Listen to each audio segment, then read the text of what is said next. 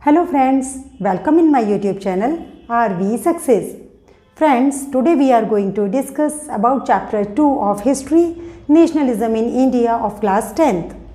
Friends, हमने अपने last videos में डिस्कस किया था the impact of the first world war, the idea of Satyagraha, the Rowlatt act, the infamous Jallianwala Bagh, the खिलाफत committee, why non-cooperation, the movements in the town, rebellion in the countryside.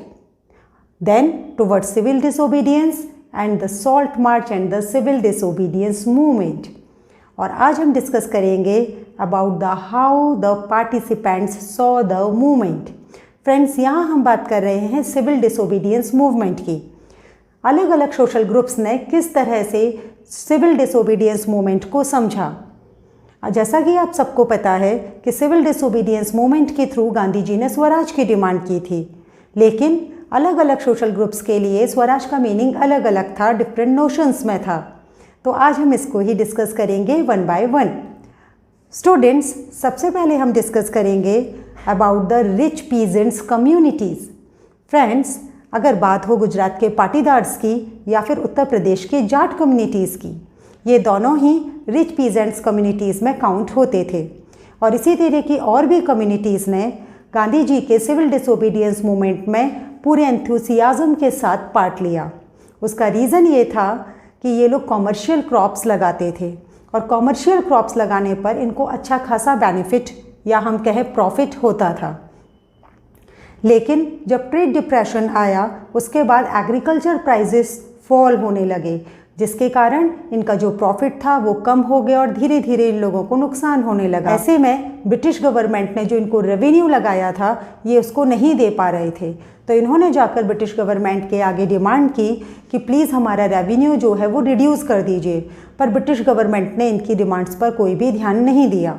That's why इन्होंने गांधी जी के civil disobedience movement में पूरी तरह से participate किया और इनके लिए स्वराज का मतलब था रेवेन्यूज़ का रिड्यूस हो जाना.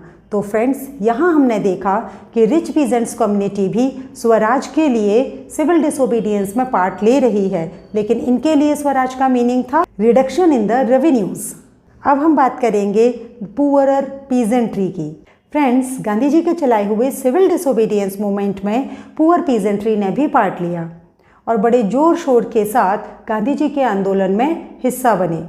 लेकिन फ्रेंड्स, इनके लिए स्वराज का मीनिंग रिच पीजेंट्री की तरह नहीं था. जैसे कि रिच पीजेंट्री का क्या था, रेवेन्यू में रिडक्शन, लेकिन पुअर पीजेंट्री के लिए था कि इनको जो रेंट पे करना पड़ता है अपने लैंडलॉर्ड्स को, वो रेंट माफ़ कर दिया जाए, क्योंकि ट्रेड डिप्रेशन का असर इन पर भी पड़ रहा था. इनके पास भी जो कैश इनकम थी वो ख़त्म होती जा रही थी. तो ये लोग भी बहुत परेशान थे. इनकी केवल एक ही डिमांड थी कि सिविल डिसोबीडियंस मूवमेंट के तहत जो स्वराज की डिमांड की जा रही है उसमें इनका जो रेंट इन पर है वो माफ़ कर दिया जाए. फ्रेंड्स, अब हम बात करेंगे बिजनेस कम्युनिटीज़ की. During the first world war हमारे यहाँ की इंडस्ट्रियलिस्ट, हमारे यहाँ की बिजनेस कम्युनिटी धीरे धीरे पावरफुल होते चले गए. क्यों? क्योंकि ब्रिटेन का सारा ध्यान लगा था वॉर में, और ऐसे में हमारे इंडस्ट्रियलिस्ट को, हमारे बिजनेस कम्युनिटीज़ को मौका मिल गया और वो अपने बिजनेस को एक्सपैंड करते चले गए. और वो चाहते थे अब कि उनका बिजनेस जो था उसे एक्सपैंड होने दिया जाए और उसको रोका ना जाए. लेकिन after the first world war Britain का ध्यान जब प्रोडक्शन की तरफ गया तो उन्होंने देखा हमारे यहाँ के जो इंडस्ट्रियलिस्ट थे उन्होंने काफ़ी अपना प्रॉफिट कमा लिया है और वो अपना बिजनेस जो है वो एक्सपैंड करते जा रहे हैं. सो फ्रेंड्स, ब्रिटिशर्स ने हमारे यहाँ रिस्ट्रिक्टेड पॉलिसीज़ बना दी जिससे कि हमारे यहाँ के बिजनेसमैन अपना बिजनेस को एक्सपैंड ना कर सके. जब हमारे यहाँ के बिजनेस कम्युनिटीज़ ने ब्रिटिशर्स से इसके बारे में बात की तो ब्रिटिशर्स ने इस पर कुछ भी ध्यान नहीं दिया. ऐसे में उनके पास सिर्फ एक ही रास्ता रह गया, वो था सिविल डिसोबीडियंस मूवमेंट. फ्रेंड्स, ये कम्युनिटीज़ चाहती थी कि फॉरेन गुड्स के इम्पोर्ट से इनको प्रोटेक्ट किया जाए. फ्रेंड्स, दैट्स वाई इन्होंने एक अपना बिजनेस ऑर्गेनाइजेशन फॉर्म किया. First, Indian industrial and commercial Congress in 1920. Second, federation of Indian chamber of commerce and industries इन 1927, और इसको हम फिक्की के नाम से जानते हैं. तो friends, please note it down. Indian industrial and commercial Congress in 1920 and the Federation of the Indian Chamber of Commerce and the Industries in 1927. Friends, अब इस तरह की ऑर्गेनाइजेशन बनाने का जो श्रेय जाता है वो जाता है पुरुषोत्तम दास ठाकुरदास एंड जी.डी. बिरला। इस तरह के बड़े बड़े इंडस्ट्रियलिस्ट एक साथ आए और उन्होंने इस तरह की ऑर्गेनाइजेशंस फॉर्म की। फ्रेंड्स, इनका सिविल डिसोबीडियंस मूवमेंट में पार्ट लेने का एक ही मकसद था कि हमारी इंडियन इकोनॉमी को ये ब्रिटिश अटैक से बचा सकें। दैट्स वाई इन्होंने पूरे एंथुसियाज्म के साथ सिविल डिसोबीडियंस मूवमेंट में पार्टिसिपेट किया। इस बिजनेस ऑर्गेनाइजेशन में पार्टिसिपेट करने वाली बिजनेस कम्युनिटीज़ ने फॉरेन गुड्स का इंपोर्ट और एक्सपोर्ट करना बंद कर दिया। इवन कुछ बिजनेसमैन का तो ये मानना था कि स्वराज का मीन्स हमारे लिए केवल इतना ही है कि हमें आराम से ट्रेड करने दिया जाए विदाउट एनी रिस्ट्रिक्शन। जब हम अपना ट्रेड बढ़ाएं और हम पर किसी भी तरह का कोई भी रिस्ट्रिक्शन ना लगे, वही हमारे लिए स्वराज है। लेकिन फ्रेंड्स, जब गांधी जी ने अपना सिविल डिसोबीडियंस मूवमेंट विड्रॉल कर लिया तब ये लोग बहुत दुखी हुए। लेकिन फिर भी इन्हें एक उम्मीद थी कि शायद राउंड टेबल कॉन्फ्रेंस में अटेंड करने के बाद गांधी जी इनके लिए कुछ अच्छी खबर लेकर आए, लेकिन ये वहाँ भी डिसअपॉइंटेड हो गए। फ्रेंड्स, अब हम डिस्कस करेंगे about the industrial workers. Friends, industrial workers ने सिविल डिसोबीडियंस मूवमेंट में ज़्यादा पार्टिसिपेट नहीं किया।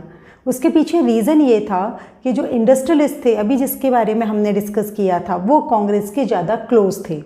तो जब कांग्रेस के वो क्लोज थे तो जो वर्कर्स जो कि इंडस्ट्रियलिस्ट के खिलाफ ही लड़ना चाह रहे थे, तो वो किस तरह से कांग्रेस के क्लोज हो सकते हैं। तो उन्होंने अपने आप को अकेला महसूस किया और उन्होंने सिविल डिसोबीडियंस में पार्ट नहीं लिया।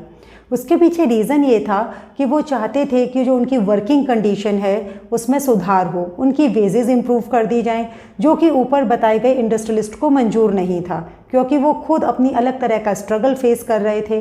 तो ऐसे में क्योंकि जो वर्कर्स थे उनकी लड़ाई इंडस्ट्रियलिस्ट के खिलाफ थी और इंडस्ट्रियलिस्ट और कांग्रेस साथ साथ थे, तो हमारे यहाँ के इंडस्ट्रियल वर्कर्स ने सिविल डिसोबीडियंस में ना के बराबर पार्टिसिपेट किया। लेकिन यहाँ नाम आता है नागपुर का। नागपुर के इंडस्ट्रियलिस्ट वर्कर्स ने सिविल डिसोबीडियंस मूवमेंट में पार्ट लिया। फ्रेंड्स, यहाँ हमें इंडस्ट्रियल वर्कर्स की स्ट्राइक्स देखने को मिलती है, जहाँ नाम आता है railway workers in 1930 and dock workers in 1932। Friends, 1930 में थाउजेंड्स ऑफ वर्कर्स ऑफ छोटा नागपुर टिन माइंस एक साथ आ गए। उन्होंने अपना प्रोटेस्ट दिखाने के लिए गांधीयन कैप पहनी, एज वेल एज उन्होंने प्रोटेस्ट रैलीज भी निकाली और बाइकाट कैंपेन्स भी चलाए। क्योंकि फ्रेंड्स, कांग्रेस इंडस्ट्रियलिस्ट के साथ थी, दैट्स वाई ये वर्कर्स अपने आप को अलग थलग महसूस करने लगे और धीरे धीरे इस मूवमेंट से बाहर होते चले गए। तो फ्रेंड्स, अब हम डिस्कस करेंगे विमेन के बारे में। फ्रेंड्स, जब गांधी जी ने सिविल डिसोबीडियंस मूवमेंट स्टार्ट किया और सॉल्ट मार्च निकाला, तब बहुत सारी विमेन अपने घरों से निकल करके गांधी जी को सुनने आई। उन्होंने जगह जगह जाकर के फॉरेन क्लोथ्स का बाइकाट किया, उन्हें बॉनफायर किया, लिकर शॉप को पिकेट किया, इवन प्रोटेस्ट किया और बहुत सारी औरतें जेल भी गई। फ्रेंड्स, अगर बात की जाए कि गांधी जी के सिविल डिसोबीडियंस में पार्ट करने वाली जो वीमेन थी वो कहाँ से बिलोंग करती थी, तो अर्बन एरियाज़ में हाई कास्ट फैमिलीज़ की वीमेन इसमें पार्टिसिपेट करती थी। वहीं रूरल एरियाज़ में जो हाई कम्युनिटी पीजेंट्स थे, इनके घर की जो औरतें थी वो इसमें पार्टिसिपेट करती थी। फ्रेंड्स, यहाँ गांधी जी ने उनको समझाया कि किसी भी विमेन के लिए जो उसकी सैक्रेड ड्यूटी होती है वो टुवर्ड्स देयर नेशन होती है। उन्हें अपने देश की सेवा करनी चाहिए और वो ये कैसे कर सकती हैं? To become a good wife, good mother. क्योंकि गांधी जी का ये मानना था कि अगर घर में औरत अच्छी है, वो समझदार है, तो उसके घर के सभी लोग बहुत अच्छे होंगे, समझदार होंगे और उनके अंदर देशभक्ति, राष्ट्र प्रेम होगा। लेकिन फ्रेंड्स, कांग्रेस में विमेन का पार्टिसिपेशन ना के बराबर था और उनकी जो प्रेजेंस थी वो केवल नाम मात्र की थी। तो फ्रेंड्स, यहाँ हमने देखा कि notion of Swaraj different social groups के लिए अलग अलग था। अगर बात करें रिच पीजेंट्री की, तो रिच कम्युनिटीज़ ऑफ पीजेंट्स यहाँ पर चाहे वो पाटीदार्स हों चाहे वो जाट्स हों, इन्होंने अपने रेवेन्यू में रिडक्शन के लिए सिविल डिसोबीडियंस में पार्ट लिया। और इनके लिए स्वराज का क्या मतलब था? केवल इनके रेवेन्यू में रिडक्शन हो जाए। वहीं अगर पुअर पीजेंट्री की बात की जाए तो इनके लिए स्वराज का मतलब था कि इनके ऊपर जो लैंडलॉर्ड्स ने रेंट लगा रखा है और because of the trade depression इनके पास कैश की कमी थी, तो वो रेंट जो है वो माफ़ कर दिया जाए। फ्रेंड्स, बिजनेस कम्युनिटीज़ के लिए स्वराज का मीनिंग था कि इनके ऊपर जो अननेसेसरी रिस्ट्रिक्शंस लगा रखे हैं ब्रिटिश की कॉलोनियल पॉलिसीज़ ने, वो हटा दिए जाएं और इनको इजीली अपना बिजनेस एक्सपैंड करने दिया जाए और प्रॉफिट अर्न करने दिया जाए। फ्रेंड्स, वहीं दूसरी तरफ इंडस्ट्रियल वर्कर्स के लिए स्वराज का मीनिंग था इनके वेजेस को रेज किया जाए और इनकी वर्किंग कंडीशन को इम्प्रूव कर दिया जाए। वहीं विमेन के लिए स्वराज का मतलब था कि अपने नेशन को सर्विस प्रोवाइड करें और एक गुड वाइफ और एक गुड मदर बनके सारे देश की, सारी कम्युनिटीज़ की सेवा करें। तो फ्रेंड्स, अगर आपको मेरा वीडियो पसंद आया हो तो आप इसे लाइक, शेयर एंड सब्सक्राइब करना मत भूलिएगा। Thanks for watching.